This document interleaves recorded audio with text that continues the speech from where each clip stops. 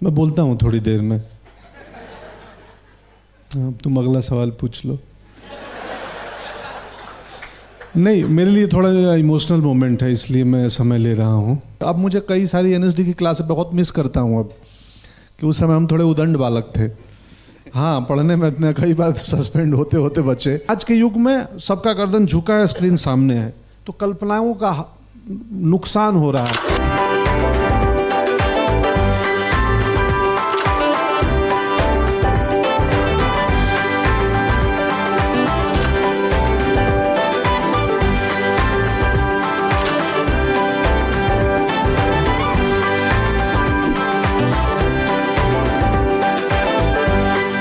Teacher हैं, Bajju sir बैठे हैं, और उधर सुरेश शेट्टी सर दिखे मुझे। तो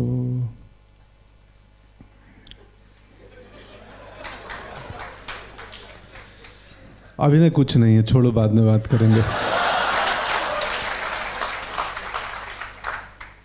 तो नहीं, गलती सही की बात नहीं है दोस्त। मैं बोलता हूँ थोड़ी देर में। तुम अगला सवाल पूछ लो। नहीं, मेरे लिए थोड़ा इमोशनल मोमेंट है, इसलिए मैं समय ले रहा हूँ। तो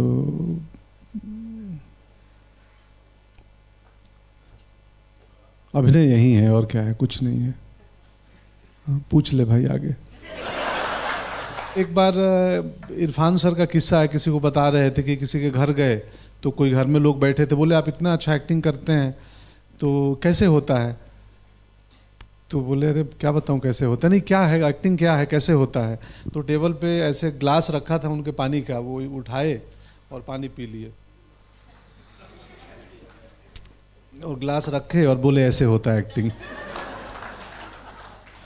तो वही है, अभिनय बहुत आसान काम है, अभिनय बहुत मुश्किल काम है। अभिनय को करने के लिए पूरे संसार को समझना पड़ता है, अभिनय को करने के लिए स्वयं को समझना पड़ता है, अभिनय को करने के लिए स्वयं के अंदर 5-6 यूनिट बनानी पड़ती है, एक दिल का, एक शरीर का, कि आपका दिमाग, ब्रेन जो है आपका शरीर को समझ ले, और आपका शरीर जो है वो ब्रेन जो बोले उस पर वो रिएक्ट करे, यानी उन दोनों का सिंक हो जाए, क्योंकि झूठी दुनिया है ना, सब झूठा है।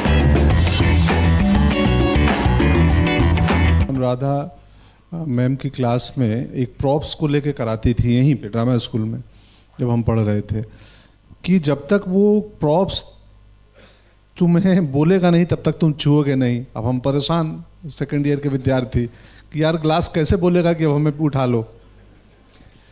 इस बात को समझने में मुझे 20 साल लगे। 20 साल बाद मैं समझ गया कि प्रॉप्स बोलता है कि अब मेरा ऐसा इस्तेमाल करो और मुझे छुओ और न छुओ और कैसे हैंडलिंग करो। तो वही है कि कई चीज़ें हम सुनने के, पढ़ने के, अब मुझे कई सारी एनएसडी की क्लास बहुत मिस करता हूँ अब, कि उस समय हम थोड़े उदंड बालक थे। हाँ, पढ़ने में इतने कई बार सस्पेंड होते होते बचे, तो लगता था कि यार वो उस समय कितनी कमाल की चीज़ें सिखाई जा रही थी, हम नहीं पढ़ रहे थे। मैं गांव में रहता था, वहाँ बिजली सड़क नहीं थी। मैं अपना दुख नहीं रो रहा हूँ, इमेजिनेशन की बात बता रहा हूँ। तो रेडियो मुश्किल से 3 सेट थे गांव में। हमारे बचपन में जो प्रश्न आते थे बच्चों के मन में कि ये बादल काले वाले क्यों बरसते हैं, सफ़ेद वाले क्यों नहीं बरसते हैं। मेरी माँ धूप का लाइन देख के समय बता देती है, 2 बज गया खाना खा लो।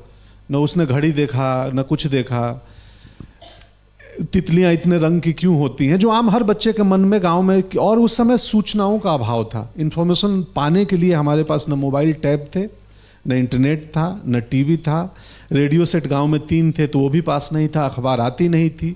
तो दुनिया भर की सूचनाओं का अतिक्रमण उस बच्चे के दिमाग में नहीं हो रहा था जो गांव में पल रहा था। तो अपने सारे प्रश्नों का उत्तर वो अपनी कल्पना में ढूंढता था, और करते करते करते करते शायद ये इमेजिनेशन की पावर उसकी सेकंड नेचर में तब्दील हो गई, आ गई होगी, ऐसा मैं अनुमान लगाया हूं। तो आज के बच्चे देखता हूं, कोई सवाल तुरंत गूगल पे लग जाते हैं, गूगल करो। नहीं, पहले सोचो तो सही, गूगल को छोड़ो, पहले तुम अपनी कल्पना तो दौड़ाओ। हम दीवार जब झड़ जाती थी चूना न लगने पे, तो उसमें हम आकृति ढूंढने लगते थे कि ये गाय का फोटो है, घोड़े का फोटो है, ये बुढ़िया दादी है, ये देखो ये वैसा लग रहा है नदी किनारे। तो वो हमारी कल्पनाएं चारों तरफ दौड़ती थी। आज के युग में सबका गर्दन झुका है, स्क्रीन सामने है, तो कल्पनाओं का नुकसान हो रहा है।